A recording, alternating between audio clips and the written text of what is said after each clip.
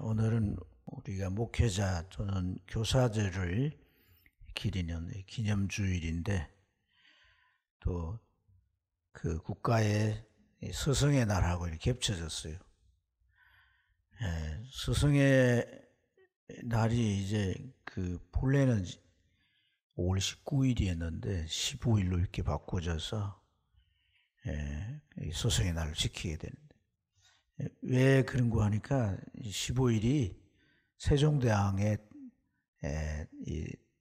태어난 날, 세종대왕이 탄생한 날이라 그래서 그날을 스승의 주일로 이렇게 정했다고 합니다.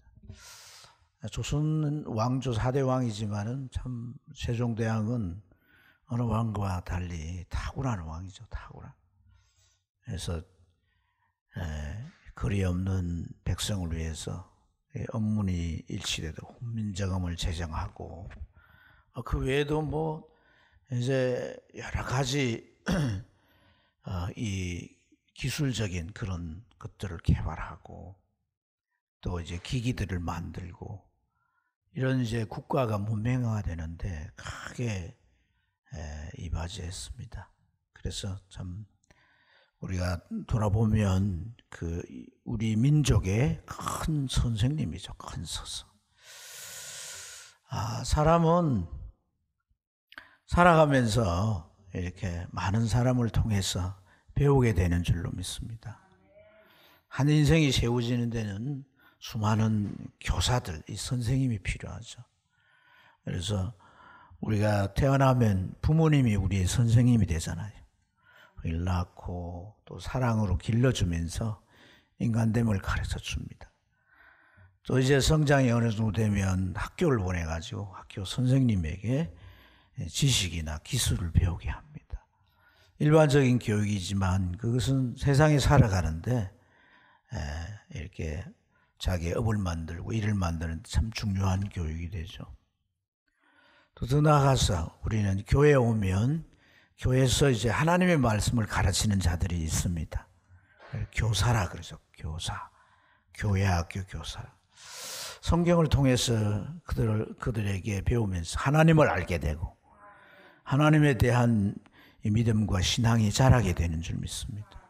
그래서 그들의 역할 또한 너무나 소중하게 되는데 각자 고유의 이제 교육적인 역할이 있어요. 고유한 특징들을 가지고 있습니다. 이런 여러 가지 교육들을 통해서 우리 인생이 한 인생이 이렇게 세워지게 되는 줄 믿습니다. 그런 말이 있어요. 모든 사람이 친구가 아니면 선생이다. 그래서 우리가 살아가면서 많은 사람들을 통해서 배우게 되잖아요. 의도하지 않은 교육이라 할지라도 우리가 배우게 되는데 지금 내가 알고 있는 지식이나 뭔가를 할 수 있는 기술이나 이런 것이 사실 내가 타고난 건 하나도 없습니다. 누군가로부터 다 배웠던 거죠. 그래서 참 우리가 겸손해야 할 줄로 믿습니다. 어느 것 하나 내가 알고 있는 지식이나 어떤 기술이나 물론 내가 발전을 시켰을지라도 그것은 다 누구로부터 배우고 전수받은 것이죠. 그래서 이 교육의 효과라고 하는 건 참 큰데 교육의 효과가 이렇게 참 사람을 유익하게 하고 사람이 살아가는데 참 그 인생에 너무나 중요한 것들을 공급해 주기도 하지만 반면에 잘못 교육받아서 그 인생을 망치는 그러한 사람들도 있다는 것을 우리가 볼 수 있습니다. 그래서 우리가 인생의 기초를 이렇게 잘 나아가도록 옳고 그름을 분별하고 정말 우리에게 귀하고 유익한 것들을 잘 살피고 분별할 수 있도록 우리 일생을 지도해 가야 할 그런 좋은 스승이 필요한 줄 믿습니다. 참 스승이 필요한 거죠. 우리가 배우고 또 이제 우리가 그것을 익혀서 가고 있지만 그것이 참 우리 인생이나 우리 신앙의 영혼에 유익하지 않을 수 있단 말이에요. 참 스승의 가르침을 통해서 그런 걸 분별하고 가려서 버릴 것은 버리고 취할 것은 취하도록 하는 그 스승이 누구냐? 예수 그리스도이십니다. 오늘 우리가 읽은 이 내용에는 이제 앞부분에 기록되어 있습니다만 제자들 12명의 제자들의 예수님께서 발을 씻어준 내용이죠. 발을 다 씻어주시고 그러한 일들을 먼저 주님이 실천하시고 제자들에게 이제 너희가 내가 하는 것을 너희들이 다 또 보았으니까 너희도 서로 이렇게 하는 것이 옳다. 서로 발을 씻어주라. 이 발을 씻는다는 이제 이 행위를 통해서 주님께서 가르치고자 하는 것은 결국 뭐냐면 본과 섬김인 줄로 믿습니다. 그래서 이 본과 섬김을 통해서 제자들에게 오늘 이 말씀을 통해서 어떤 교육을 가르침을 주님께서 주셨다 하는 겁니다. 오늘 이 내용 속에는 주님이 우리 인생의 참 스승이 되고 또 그의 진리가 진정한 진리가 될 수밖에 없고 참 스승으로서 우리에게 가르치는 그러한 이 가르침의 방식이 얼마나 중요한가 이런 것들을 좀 우리가 나누면서 우리의 참 스승 되신 예수 그리스도의 다 이제 제자들, 학생들로서 그분에게 배우고 그분을 따르며 그분을 닮아가는 그런 은총과 복이 있기를 축복합니다. 이제 선생님이 배울 학생이 있어요. 그런데 가르치는 중요한 매개가 뭐예요? 교육의 내용이죠. 교육의 내용. 그렇죠. 아무리 좋은 선생님이라도 이 교육의 내용이 좋아야 되는 거예요. 어떤 내용을 가르치냐. 그 내용이 가르치고자 하는 그 내용이 어떤 거냐. 이게 참 중요한 거단 말이에요. 사실 어떤 면에서 선생님은 그 가르치는 내용을 잘 전달하는데 이 전달하는 이러한 교육적인 방법에 있어서 잘 가르치는 그런 실력이 필요한. 근데 이 교육의 내용, 예수님이 가르치신 내용들을 우리가 이제 하나님 말씀이라 그러죠. 이 하나님의 말씀은 하나님께로부터 온 진리란 겁니다. 당연한 얘기 같지만 이것은 굉장히 중요한 의미예요. 중요한 의미가 되는 거예요. 개념이 되는 거예요. 예수님을 사람들이 이제 가르치시고 하니까 랍비라 그랬어요. 근데 당시에 이 랍비가 된다는 것, 이 랍비가 된다는 어떤 과정이 필요하냐면 아주 큰 이 선생님 밑에서 이제 배우게 되는 것. 그래서 이제 그 과정을 거쳐 랍비가 되는데 당시 이스라엘에는 아주 두 학자가 있었습니다. 한 사람은 삼마이라고 하는 학자고 한 사람은 힐렐이라고 하는 학자예요. 근데 이제 이 이스라엘에서 이제 그 이스라엘 사회에서 사람들에게 이 하나님 말씀을 가르치고 교육을 하려면 이들의 문화생이 돼야 되는 거예요. 이들의 이 교육 과정을 다 거쳐서 이제 랍비가 돼야 소위 말해서 이제 선생님으로 출시할 수 있는 거예요. 근데 이 삼마이라고 하는 이 이제 학자가 학파를 만드는 그 학파의 성향은 성경의 내용이나 가르침을 문자 그대로 가르치는 거예요. 그러니까 철저하게 전통 위주고 보수적인 그런 성향을 가졌어요. 근데 힐렐이라고 하는 이 학자가 이제 토대를 나와서 만든 학파는 유연한 겁니다. 그러니까 좀 진보적인 성향을 갖는 거죠.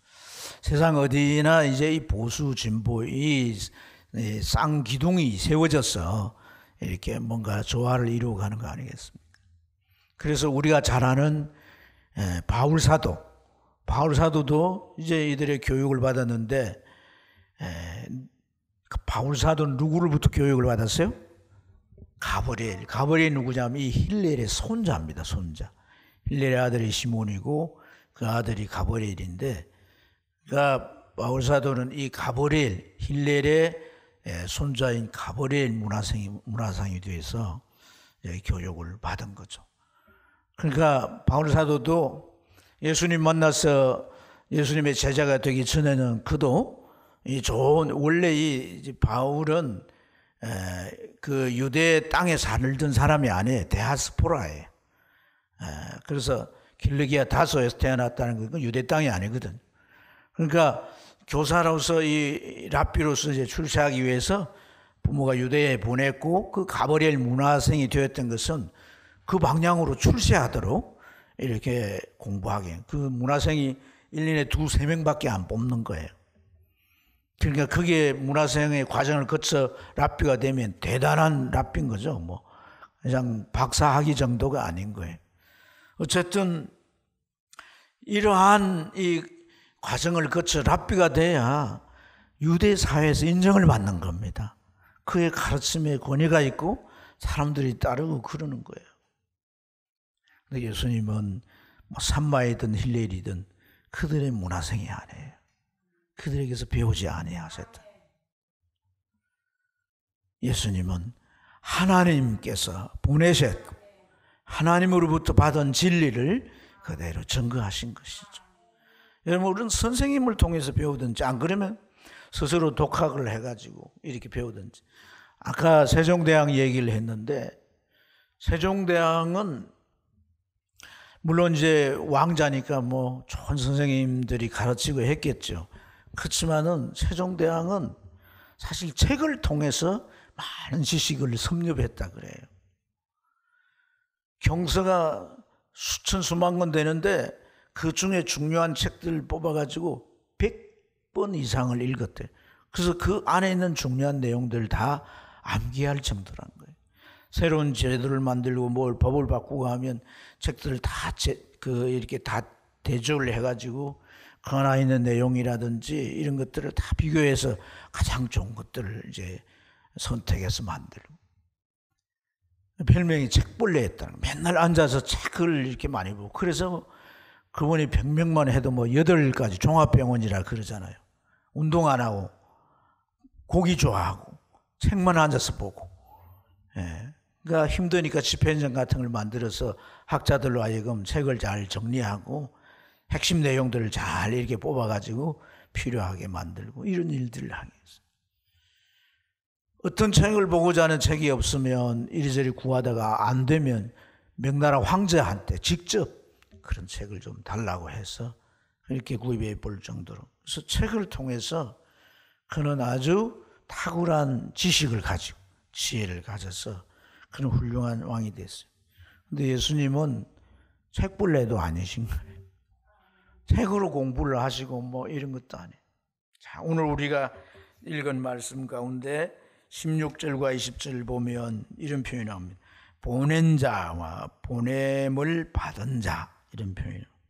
또 내가 보낸 자를 영접하는 자는 나를 보내신 이를 영접하는 것이니라, 이렇게 말해요. 자, 여기 이제 보내신 자는 하나님을 말하는데, 하나님으로 보냄을 받은 자는 예수님이죠. 또 예수님이 보낸 자는 제자들이죠. 자, 그런데 요한은 이러한 표현을 굉장히 중요한 의미를 가지고 표현하는 거예요. 그 뭐냐 하면 소명이란 거예요. 소명. 하나님이 부르셨다. 하나님이 또한 그에게 사명을 주어서 보내셨다. 이럴 때 이런 표현들을 썼어요. 하나님이 보내셨다. 이런 것들을 주제할 때 보냄을 받은 자, 보내신 자, 이런 표현들을 썼다는 거예요. 근데 예수님은 뭐 좋은 서생에서 배우거나 아니면 책을 많이 보고 독학을 하거나 그런 게 아니라 하나님으로부터 보냄을 받아 하나님의 아들로 이 땅에 오신 줄로 믿습니다. 자, 그래서 예수님이 진리를 가르칠 때마다 전제하는 게 있습니다. 그 전제한 내용을 우리가 요한복음 12장 49절과 50절을 보면 이렇게 기록되어 있어요. 내가 내 자의로 말하는 것이 아니요, 나를 보내신 아버지께서 내게 말할 것과 이룰 것을 친히 명령하여 주셨다. 예수님께서 이 세상에 사람으로 오시기 전에 하나님께로부터 천국에서 이 세상의 사람들을, 하나님의 백성들에게 이를 말씀을 먼저 주셨다는 거예요. 먼저 다 받으셨다는 거예요. 그걸 다 가지고 주님께서 오셨다는 거예요. 그래서 내가 이르는 것은 내 아버지께서 내게 말씀하신 그대로니라. 그대로니라. 내가 절대로 그게 내 생각을, 내 의견을, 내 아이디어를 포함한 게 아니라 하나님 말씀 그대로, 내게 주신 명령 그대로를 전한다 그랬어요. 그래서 그때 당시에 가르침을 받은 사람들이 예수님의 가르침을 받을 때마다 그들이 놀라워하고 아주 통탄을 하는 게 뭐냐면, 예수님의 가르침은 그 수많은 랍비들인 서기관들과 같이 아니하고 권위가 있는 가르침이다. 마치 권세 있는 자의 가르침이다. 그 보기에는 아주 초라한 그저 시골 청년의 그런 이제 차림새고 모습이지만, 그 입에서 나오는 그 가르침은 정말 높은 권세를 가진 권 있는 자의 그런 가르침으로 들려졌다는 거예요. 그렇게 그들의 소감을 말하게 된 줄로 믿습니다. 여러분, 예수님께서 하나님의 말씀을 받아가지고 그 명령을 하나도 빠뜨리지 않고 가르쳤는데, 그런 이 가르침, 예수님이 가르치신 이 진리, 또 그 전에도 여러분 하나님께서는 이미 선지자를 통해 말씀하신 줄로 믿습니다. 예수님의 제자들 또한 후대에 이제 교회를 세우고 그 교회들에게 보낸 편지들이 다 이제 서신서로 기록되어 있습니다. 이러한 모든 말씀, 이 말씀들, 이 하나님의 말씀들, 이 말씀의 내용들이 사람들에게 가르쳐지고 그것을 배워서 사는 사람들에게는 어떤 효력이 있느냐, 어떤 탁월함이 있느냐, 이게 중요한 거예요. 여러분, 이 하나님의 말씀을 가장 먼저 받은 자들은 이스라엘 민족입니다. 그런데 그들 속에서 그들이 마치 국시처럼 중요하게 생각하는 게 뭐냐면 교육이에요. 교육. 이스라엘 사람들은 정말 중요한 게 생각한 게 교육이고, 교육에 있어서도 특히 어린 아이들의 교육을 너무너무 중요시 여겼어요.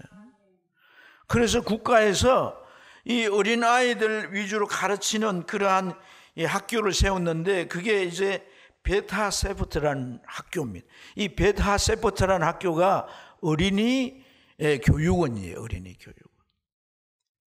여기에서 그들이 이제 하나님의 말씀을 가르치고 일반 이제 교육도 가르치고 이렇게 하는데, 이 교육의 내용을 가르치는 교과서 안에는요, 어떤 특징이 있느냐 하면, 어떤 개념이나 의미를 설명하기 위해서 여러 예를 들지만은 그 예 속에는 동물에 대한 것은 없다고 해요. 동물.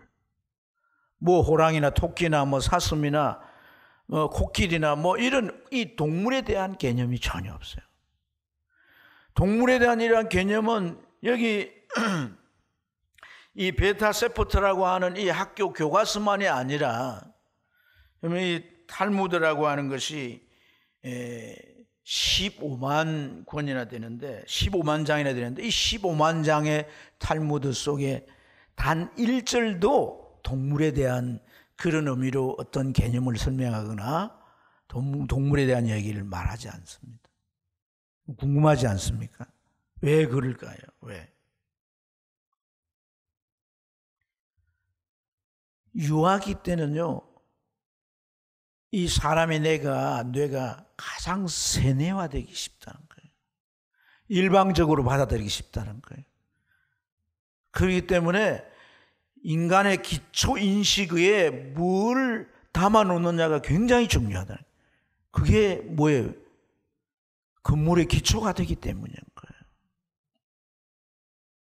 그래서 그러한 이 인간이 세뇌화되기 쉬운 이 유아기 때에 가르치는 내용을 동물이나 이런 것들을 가르치면 이 동물의 속성이나 본성들이 이 뇌 안에 자리 잡게 된다는 거예요. 하나님의 말씀을 가르치고 인간은 하나님의 형상으로 지음받았다는 겁니다. 하나님이 인간을 어떻게 보는가? 하나님이 인간을 어떻게 여기는가? 그런 관점을 아이들에게 가르쳐서 하나님의 시각으로 자신을 보게 하는 거예요. 그래서 동물원에 아이들 데려가 동물 구경시키잖아요. 보통 보면 유치원도 그러잖아요. 아, 신나 좋아하고 성전을 가서 견학시키고. 그래서 하나님의 지혜가 그 아이들 안에 스며들게 하고 만물을 창조하신 하나님의 그 장의성이 아이들에게 스며들게 하기 때문에 이 아이들이 어릴 때 그런 기초를 닦아놓은 그 이후에 아이들은 사람의 지혜가 아닌 하나님의 지혜를 구하고 하나님의 지혜를 힘입어서 해나가기 때문에 그 아이들의 일생은 탁월해진다는 거예요. 탁월해진다. 그래서 이 베타 세포트라고 하는 이러한 이 어린이 교육원을 세계 곳곳마다 만들어서 유대인 자녀들은 이곳에서 교육을 받도록 다 하는 거예요. 원래 이런 정신을 통해서 교육받도록 다 했다는 얘기. 여러분, 그 결과가 어떤가? 그런 교육의 효과가 어떤가? 유대인들은 국제 유대인 연구소에서 세계에 흩어져 있는 모든 유대인들을 조사하고 연구합니다. 참 이 사람들은 별종의 사람들이에요. 그런데 그 조사해서 대별로 나누어 가지고 그 나눈 걸 발표한 걸 보면 세계 100대 재벌 중에 85대 재벌이 유대인들. 몇 군데를 열거하면 록펠러 재단, 포드 재단, 로스와일드 재단, 물건 재단, 로랑 재단, 카네기 재단, 두봉 재단, 리어면 재단, 오나시스 재단, 세계 100대 기업 안에 포함되는 재벌들 뿐만 아닙니다. 세계 두뇌와 또는 두뇌과학과 발명가들 대부분 유대인들인데, 여러분 TNT 발명가인 이 와이즈만은 굉장히 유명한 사람.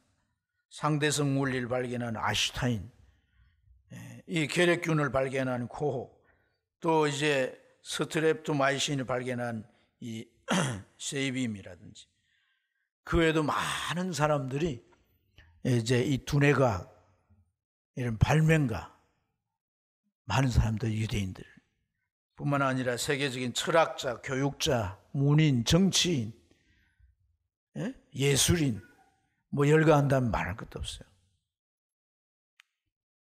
근데 그 보고서에는 어떤 내용이 나오냐 하면 이들은 유아 시절부터 이 베타 세포트라고 하는 그 교육기관에서 다 교육을 받았고 그들은 어릴 때부터 하나님의 지혜를 활용하고 하나님의 지혜를 구하고 그래서 기존이 아니라 새로운 것들을 찾는, 그래서 창의적인 일들을 해가는 이러한 사람들이에요. 하나님은 약속했어요. 신명기 28장 1절에 내가 내 하나님 여호와의 말씀을 삼가 듣고 내가 오늘날 너에게 명하는 그 모든 명령을 지켜 행하면 내 하나님 여호와께서 너를 한번 따라합시다. 세계 모든 민족 위에 뛰어나게 하시리라. 그대로 됐잖아요. 이들은 이런 증거를 가지고 있는 거예요. 증거. 여러분, 우리가 주의 교환과 훈계로 양육하라. 이 의미를 가벼이 여기서는 안 됩니다. 하나님의 말씀을 가까이 한다라고 하는 것은 우리를 창조하신 하나님, 우리를 만드시고 또 우리에게 가치를 부여하시고 우리 존재가 얼마나 소중한 존재인가 하는 그러한 우리 인간관과 함께 우리가 어떤 사유를 하고 어떤 가치관과 어떤 생각을 가지고 살아가야 할지 이러한 것들을 우리 안에 잘 정립해 주는 것인 줄로 믿습니다. 더 중요한 것은 오늘 이렇게 하나님의 말씀으로 우리가 잘 훈련되고 또 우리 안에 그것들이 교양되면 이러한 말씀은 하나님과 나를 연결해 놓는 것입니다. 할렐루야. 하나님의 지혜와 지식과 하나님의 다양성과 그 탁월한 능력과 하나님의 창의성과 새로운 변화와 우리가 살아가는데 어떤 관계나 태도나 또 견디는 능력이나 우리가 성장의 가는 모든 것들이 바로 하나님으로부터 공급되게 되는 것이라.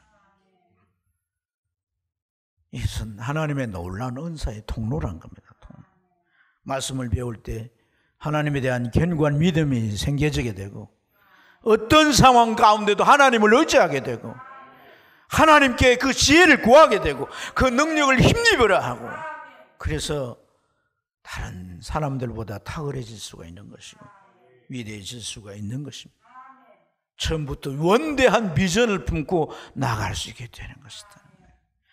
언제나 긍정적인 생각을 가지고 어떤 어려움과 난관에 처해도 포기하지 않고 소망을 가지고 가게 되는 줄로 믿습니다. 두 번째는 이 교육의 내용뿐 아니라 교육하는 방식입니다. 방식. 여러분, 교육에 있어서 이 방법을 이제 교사가 되기 위해서는 교대를 가잖아요. 교대 가서 뭐 이제 옛날에는 2년이지만 4년 혹은 또 더 계속해서 공부를 하는데, 그런 이 공부의 과정 속에서 어떻게 하면 학생들에게 이 교육을 이제 이 교육 내용을 잘 전달할 건가, 잘 학습이 잘 이루어지게 할 건가, 그런 방법론을 배우는 거거든요. 어떻게 하면 아주 그 교육이 효과적으로 이루어질 수 있는가, 뭐 이런 걸 공부하기 위해서 이제 교육에 대한 이제 모행이나 뭐 이런 방법론이나 심지어 교육 심리라 해가지고 사람 발달 단계에 이제 형성되는 그런 심리, 이런 것까지도 다 연구해요. 제가 이제 이 교육학과를 제가 학부를 했는데 지금도 제가 기억하는 건 뭐냐면, 여러분 이게 제가 설교 원고이고 또 아이들이 가르칠 때는 선생님들이 교환을 가지고 가르칩니다. 일반 학교는 이제 교과서 내용에 뭐 이 단원 가운데 한 이제 과를 가지고 이제 수업을 하는데, 그 하나가 나오기 과정에는 어떤 과정이 있는 줄 아세요? 제일 먼저 있는 게 뭐냐면 교육 철학이에요. 교육 철학. 교육 철학이라고 하는 이 교육 사상, 이게 아주 기초가 되는 겁니다. 이 철학 그 다음에 교육의 원리를 배워야 돼요. 어떤 원리에 의해서 이 교육이 돼야 돼요. 방법론은 다양할 수 있지만 원리는 바꿔지는 게 아니거든요. 그럼 그 원리에 의해서 방법론이 나와요. 그래서 그 여러 가지 방법론을 이제 그 학생들의 연령이나 학생들의 수준이나 그런 교육 환경에 맞춰지는 거예요. 그런 방법론에 의해서 만들어진 마지막 과정이 교환입니다. 교환. 그냥 만들어지는 게 아니에요. 그래서 이 가르치는 교육 방식은 굉장히 중요하다, 그 말입니다. 여러분, 요즘 이제 과거에 이제 이 지식 전수 위주의 그런 이제 교육 패턴이었다면, 그것은 정보 전달이기 때문에 21세기에 와서는 그 힘을 잃었어요. 그래서 여러분, 요즘은 인터넷에서 모든 지식을 축적해 가지고 스마트폰 하나 가지고 어디서든 저 산속에 저 바닷가에서도 아주 고급 정보를 다 볼 수 있어요. 그래서 지식 전수 위주의 교육은 이제는 그렇게 힘을 쓸 수가 없어요. 이건 다른 말로 말해서 새로운 방법론이 필요한 거라는 거예요. 물건을 파는 이제 이 회사에서 공장에 물건을 만들어가지고 물건을 이제 팔려면 광고하지 않습니까? 그죠? 광고에 전에는 이 물건이 어떤 면에 좋다, 그 물건의 좋은 장점들을 정보해서 이렇게 부각해서 전달해서, 요즘 그렇게 하지 않습니다. 요즘에는 스토리를 만드는 거예요. 스토리를. 이게 방법론이 다 달라졌다는 얘기예요. 이게. 예수님 당시에 그런 유명한 랍비들이 교육한 방법들은 다 이렇게 지식을 가르쳐 주는 거예요. 입으로 말하고 귀로 듣고. 그래서 이것이 이 바리새인들이나 서기관들에게는 어떻게 이제 잘못되어져 가느냐면, 가르치기만 하지 그들은 행하지 않는다는 거예요. 그래서 백성들에게 아주 무거운 짐을 지우고 그들은 손가락 하나 까딱하지 않는다, 이렇게 말씀했어요. 왜 그럴까요? 말은 쉽지만은 본을 보이기는 어렵기 때문인 거예요. 여러분, 예수님은 어떤 이제 교육 방법을 활용하셨을까요? 자, 우리 12절을 보십시오. 12절을 한번 읽어보도록 하겠습니다. 읽겠습니다. 발을 씻기신 후에 옷을 입으시고 다시 앉아 그들에게 이르시되 행한 것을 너희가 아느냐. 주님은 본을 먼저 보여주셨다는 거예요. 모본을 통해서 교육하신다는 거예요. 주님이 교육해야 할 내용은 뭐냐? 섬김이에요. 섬김. 그런데 섬기는 건 다양하지 않습니까? 제자들의 발을 씻어서 이제 먼저 본을 보이신 거예요. 너희 섬겨야 된다, 섬겨야 된다, 이렇게 말씀하시는 것이 아니라 주님께서 본을 보여서 섬겼다는 거예요. 그런데 주님께서 이렇게 본을 보여 섬길 때에, 오늘 우리가 읽지 않았습니다만은 이 앞에 내용에 보면 베드로 순서가 왔을 때 베드로가 어떻게 합니까? 주님은 절대로 내 발을 씻을 수 없습니다. 주님께서 내 발을 씻도록 내가 내버려 둘 수 없다는 거죠. 그것은 당시에 선생님과 제자 사이에 질서가 있기 때문이에요. 제자가 선생님의 발을 씻어줘야 되고 종이 주인의 발을 씻어줘야 되지, 예수님 지금 거꾸로 하고 있다는 거예요. 거꾸로 하고 있다. 그래서 이건 있을 수 없는 일이기 때문에 안 된다는 거예요. 당시 문화가 그랬다는 겁니다. 당시 섬김이라고 하는 이 섬김의 개념의 문화가 그랬다는 겁니다. 섬기는 건 다 아래 사람이 하는 거지 위 사람이 하는 게 아니라는 거예요. 그래서 주님 뭐라고 하십니까? 내가 너희 주와 선생이 되어서 제자들인 너희들에게 내가 발을 씻어주지 않았느냐. 섬김은 밑에서 올라가는 게 아니라 위에서 내려오는 거란 거예요. 이것은 파격적인 겁니다. 파격적.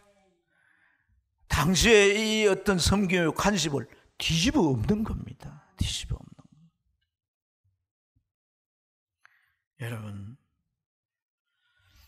이러한 교육 방법은 그냥 좀 본을 보였으니까 좋은 거네, 그런 정도가 아닙니다. 이 당시 주님이 이런 이 발을 씻어 주었던 이 행위는요, 그들에게는 잊을 수 없는 충격이 되었을 겁니다. 그 당시 문화로는, 그 당시 사람들의 인식으로는요. 신 목사님이 그런 얘기를 해요. 고등학교 다닐 때인데 교장 선생님이 아주 엄했대요. 그래서 딱 가시 가다가 누가 보면 뭐 옛날 교복은 그랬잖아요. 모자 써야 되고 이 후크, 이 단추 같은 거 뭐 단정해야 돼요. 그럼 딱 붙들고 매주시고, 또 한편으로는 자상해서 매주시고, 바로 그렇게 엄하신 분인데 어느 날 토요일 날 학교를 갈 일이 있어가지고 학교를 갔더니 선생님이 학교에 화장실을 보고 계신 거예요. 처음에는 본래 이제 동네에 일하시는 분들, 이런 분들을 포기하고 또 일하고 나면 못을 주고 뭐 이랬는데, 이제 그 화장실이 거의 찼던 모양이에요. 그런데 이제 시간 없고, 그래서 교장 선생님이 이걸 푸는데, 교장 선생님인 줄 몰랐는데 교실에 간다고 가까이 가다 보니까 그분이 교장 선생님. 평소에 입던 양복도 입지 않고 작업복을 입으시고 그 냄새 나는 지게, 그래서 그것을 이렇게 옮겨 푸시는, 너무 충격이 돼가지고 한참 그 모습을 봤다는 거예요. 일생 동안 잊어지지 않는다는 거예요. 사랑하는 여러분, 이 본을 보이신 주님의 진리, 이 섬김이라고 하는 진리, 이것을 포함한 주님의 모든 진리는 알아도 되고 알지 못해도 되는 게 아닙니다. 주님께서 너희에게 전하는 것은 하나님의 명령인데 내가 알기로는 그 명령이 영생인 줄 아노라 그랬어요. 반드시 해야 되는 것이다. 하나님의 백성들은 반드시 그렇게 해야 되는 일이기 때문에 주님은 몸소 본을 보이시고 우리의 뇌리에다가 심어주듯 그렇게 말씀한 것인 줄로 믿습니다. 바뀌어지고 수정해 또 세월이 지나면 그건 아무 의미가 없어지거나 틀렸다라고 되는 어떤 정보가 아니라는 겁니다. 바뀌어질 수 없는 진리, 생명이 되는 진리, 그 진리를 붙들고 살아가면 그 인생이 형통하게 되는 진리, 인생이 성공적으로 되는 진리, 승리하는 진리이기 때문에 주님은 확실하게 제자들 마음에 심어주도록 뇌리에 박히도록 그렇게 가르쳤다는 거예요. 17절 보세요. 17절에 주님은 뭐라고 말씀합니까? 복이 있으리라. 할렐루야.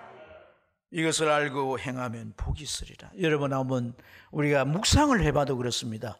섬긴다, 위에 사람이 아래 사람을 섬긴다, 이럴 때 어떻게 해요? 그 순간에는 몸둘 바를 모르겠죠. 그렇죠. 그러나 섬겨줄 때 어떻게 하겠습니까? 관계가 좋은 관계로 향상이 되는 겁니다. 그 둘 사이는 어떻게 되겠습니까? 돈독한 하나가 되는 거예요. 아멘. 얼마나 아주 깊이 결속되겠습니까? 여러분, 그리고 그런 이 섬김을 통해 다져진 관계는 끝까지 가는 겁니다. 끝까지.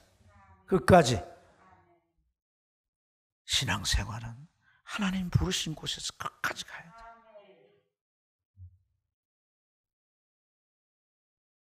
그래서 우리는 이 원리를 적용할 필요가 있습니다. 다 말씀을 떠나서 자기의 분분한 생각대로 사니까 많은 문제들이 생기고 그 진리의 수혜를 입지 못하는 거예요. 진리를 경험하지 못하고 진리를 맛보지 못하는 거예요. 항상 가장자리 변두리에서 관망하거나 막 그것에 대한 그 이제 어떤 겉으로 보이는 것만 가지고 부담을 가지지, 진리 안으로 들어갈 때 그 진미가 나를 사로잡을 때 우리는 이것이 얼마나 크고 대단하고 위대한 것인지를 깨닫게 되는 줄로 믿습니다. 회사를 경영한 사람들도 어떻게 하면은 회사를 잘 경영할 것인가, 그 심리적으로 모든 측면에서 다 연구를 합니다. 그래서 연구한 결과가 뭐냐면요, 어떤 리더십이 정말 회사를 잘 경영해 가겠냐, 서번트 리더십이라는 거예요. 서번트 리더십, 섬김의 이 리더십 말이에요. 섬김의 지도자가 결국은 그 회사를 잘 경영해 가더라. 그러한 것이 이제 큰 회사들, 이런 회사들이 다 적용해서 회사가 아주 활기가 있어지는 그런 보고들이 너무나 많이 있습니다. 섬김이라고 하는 이 가르침, 주님의 가르침은 경영만이 아닙니다. 봉사만이 아닙니다. 지금 이 가르침, 교육에도 이것을 적용한 것입니다. 여러분, 섬김이라고 하는 것, 본을 보였어요. 이 본을 보이는 데 있어서 참 이건 가장 이제 교육의 효과를 극대화하는 방법이에요. 그런데 그 본을 보이는 정신이 뭐여야 되느냐? 섬김이란 거예요. 그 본을 보이는 그러한 이 마음이 어떤 마음이어야 되느냐? 사랑으로 섬기는 마음으로 본을 보여야 된다는 겁니다. 그래서 주님은 여러분 뭐라고 말씀하십니까? 산상본 하나님의 백성들이 살아야 할 모든 법을 말씀하시고 결론적으로 마태복음 7장 12절에 섬김에 대한 것을 말씀합니다. 대접이란 용어를 통해서 서로 대접해라, 남을 먼저 대접해라. 그게 섬김의 의미인 거예요. 할렐루야. 그래서 섬기면 모든 영역에 적용될 수가 있는 겁니다. 주님은 십자가의 죽으심도 내가 섬기러 왔다, 내 목숨을 대속물로 섬기려 왔다, 그렇게까지 적용하신 줄로 믿습니다. 그래서 여러분, 기독교의 덕목의 꽃이 바로 섬김입니다. 오늘 이거 하나만 잘 적용해도 교회는요 서로 결속되고 뭉쳐지고 너의 문제가 내 문제가 되고 너의 어려움이 나의 어려움이 되고, 그래서 같이 기도하고 하나님이 도우시고 우리가 연합해서 어떤 문제라도 다 해결해 가며 정말 특별한 공동체가 될 수 있으며 하나님의 나라를 맛보고 살아갈 수 있는 거예요. 사분 오열 다 흩어져서 이렇게 우리가 다 마음들이 다르고 생각들이 다르고 이렇게 살아가는 것은 이런 말씀들이 적용되지 않기 때문이란 말이에요. 주님의 제자들을 세워지지 못한 부분도 다 그런 데 있음을 우리가 깨달아야 할 줄 믿습니다. 내 자신에게 적용하고 여러분 가정에 적용하고 또한 모든 공동체에 적용해야 할 줄로 믿습니다. 자, 마지막으로 오늘 주님께서 이제 이 상황은 어떤 상황이에요, 주님? 이 시점은 어떤 시점이에요? 네. 계속해서 이 전화가 예배 중에 울리는데 오실 때는 이렇게 모음으로 해놓으면 좋겠어요. 주님은 이제 6월절 만찬을 드시고 제자들이 발을 씻고 나서 어디로 가십니까? 겟세마네 동산에 올라 기도 끝나면 잡혀서 고난을 당하고 그 다음날 십자가형으로 죽으십니다. 죽으실 그 운명의 더데이가 딱 하루. 자, 이런 죽음의 앞에 눈앞에 있습니다. 그런 상황 가운데 대개 사람들은 어떤 행동을 합니까? 자기 죽음에 대한 것에 몰입되어 있습니다. 그에 몰두하고 그에 대한 두려움이나 그에 대한 고민이나 고통이나 그에 휩쓸려 있을 뿐이에요.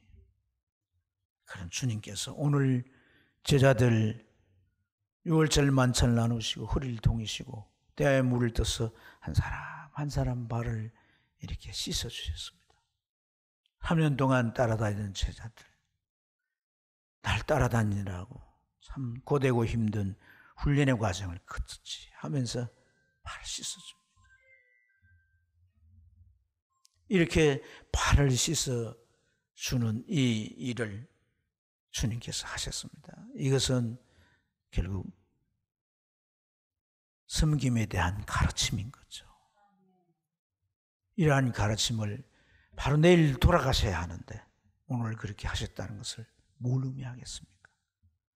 사명감이라고 합니다. 이건 사명감이라고 하는 거예요. 하나님께서 주신 사명, 내게 부여된 사명, 그 사명을 위해서 자기 생애가 다하는 그 순간까지 충성하는 거죠. 충성하는 거. 이렇게 가르치는 그 교육의 효과가 당장 나타나지 않을 수도 있습니다. 19절부터 20절 내용에 그런 내용이 내가 미리 너희에게 일러두면 그 일이 일어날 때에 내가 그인 줄을 믿게 하려 합니다. 지금은 이들이 모를 수 있어요. 근데 그 일이 일어날 때 너희들이 그가 나인 줄을 믿게 될 거다. 알고 믿을 거다. 오늘 우리가 이제 이러한 이 가르침이라고 하는 것이 당장 어떤 효과가 없고 믿음을 가르쳤지만 믿음이 그 가르침을 받은 이후에 뭔가 깨닫고 바로 세워지고 그러지 못하더라도 가르침의 그 사명은 계속돼야 한다는 거예요. 가르치는 그 사역에 충성되면 끝까지 가야 한다는 것입니다. 그럴 때 하나님은 어느 때에 가르친 내용들이 기억나게 하시고 그런 상황에 막닥떨어졌을 때에 그 가르침을 따라 행할 하나님의 놀라운 역사가 그 삶 가운데 일어나게 되는 줄로 믿습니다. 그래서 스승은 가고 없어도 그 가르친 진리는 남아서 그 사람의 삶을 세워주고 그 인생을 복되게 하는 거예요. 이런 교육의 목표의식이 분명해야 되는 거다. 미국의 프린스턴 대학의 교수였던 블랙우드라고 하는 분은 그리스도인들이 정말 이렇게 자녀들이나 또는 다른 제자들에게 유산처럼 남겨야 할 중요한 것들이 있다고 말합니다. 그 중요한 것을 간략하게 말씀을 드리면 첫째는 기억입니다. 기억. 여러분 자녀나 제자들에게 기쁜 기억을 남겨주란 거예요. 기뻐했던 평생 잊을 수 없는 그 기쁨의 순간을 자녀들에게 남겨주란 거예요. 그래서 자녀들이 부모님과 같이 교회를 가서 예배드리고 또 어떤 어려운 가운데 기도하고 하나님의 도우심을 힘입어서 그 문제가 해결되고 물론 기뻐할 일이 여행도 가고 맛있는 것도 먹고 뭐 문화를 즐기고 이런 것도 기쁨이 되겠지만은 그게 의미 있는 기쁨을 자녀들에게 마음속에 잊지 않도록 기억되게 심어주는 거예요.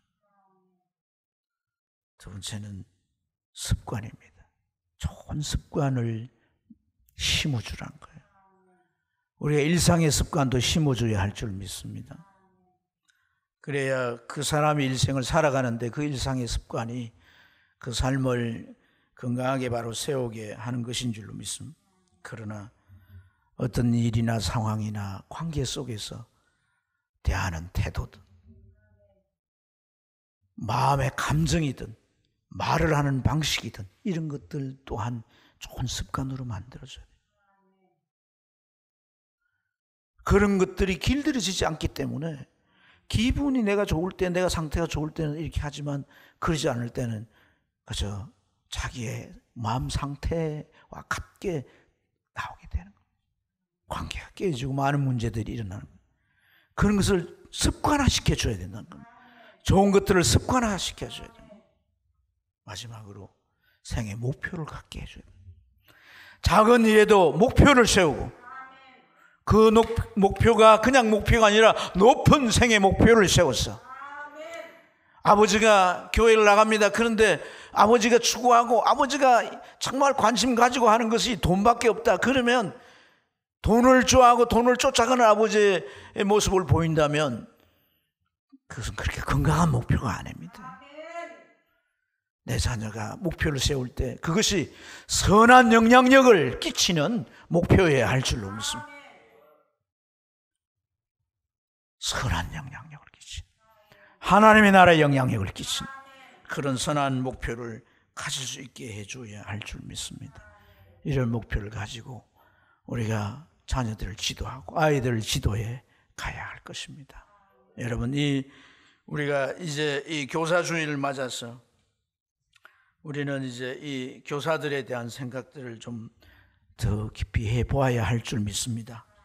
히브리서 13장 17절에 너희를 인도하는 자를 순종하고 복종하라 했습니다. 왜 순종하고 복종해야 할까요? 두 가지 이유입니다. 하나는 가르치는 자의 고충입니다. 저는 목회를 그동안 해오면서 이 고충을 여러 모습으로 겪어봤습니다. 수많은 사람들을 겪으면서. 그래서 지금도 이 자리를 떠나지 않고 은퇴할 때까지 가고자 하는 것은 다름 아닌 사명 때문입니다.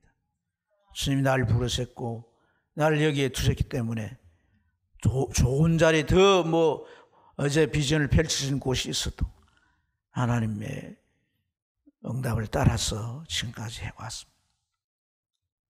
이제 가르치는 자의 고충을 이해해야 합니다. 언젠가는 그 사람의 믿음이 생기고 세워져서 정말 그와 함께 주님을 닮아가는 모습을 이룰 것이라고 하는 그런 믿음이 있기 때문에 가르치는 것인 줄로 믿습니다. 또 하나는 너희가 이 가르치는 자들에게 근심이 없게 하고 즐겁게 그 일을 하도록 해라. 그렇지 않으면 너희에게 유익이 없다 그랬어요. 교사나 목회자나 그들에게 있어서 즐겁게 할 수 있도록 해야 되는 거예요. 아멘입니까? 우리 교사들을 보면 저도 교사들을 막 이렇게 챙겨주고 그러지 못해요. 그런데 여러분, 제가 챙겨주면 목회자니까 당연히 그럴 수 있겠지만 우리 집사님들이 잘 챙겨주셔야 합니다. 좀 우리 교인들이 다 가난하고 어렵지만은 꼭 이렇게 이제 우리가 교사주일 이럴 때 우리가 이제 바라보고 포커스를 갖추 이런 게 아니라 늘 이렇게 주일날 올 때 교사들에게 따뜻한 말로도 위로해주고 그들이 사역을 마쳤을 때 와가지고 손이라도 잡아주고 또 여러 가지 사역하는데 부족함이 있을 때 그걸 가지고 같이 협력도 해주고 이럴 때 더 힘을 내고 감당하게 될 줄 믿습니다. 이제는 하나님의 말씀을 맡은 자들이고 그 말씀, 주님 말씀하셨듯이 우리에게 생명의 길을 인도하고 복을 받게 하고 잘 되게 하는 것인 줄로 믿습니다. 여러분을 축복합니다. 우리 교사들을 축복합니다. 가르치는 모든 자들에게 주의 큰 은총과 성령의 충만함이 있기를 축복합니다. 기도하겠습니다.